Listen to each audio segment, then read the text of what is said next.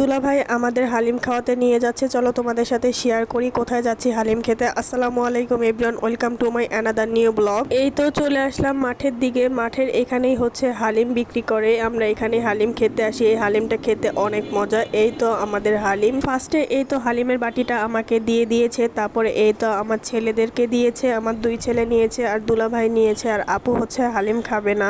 দুলাভাই, আমি আর আমার ছেলেরা একসাথে হালিম খাচ্ছি। যে কোনো খাবার একসাথে খেলে অনেক ভালো লাগে। হালিম খাওয়া শেষ, এখন চলে যাচ্ছি আখের রস খেতে।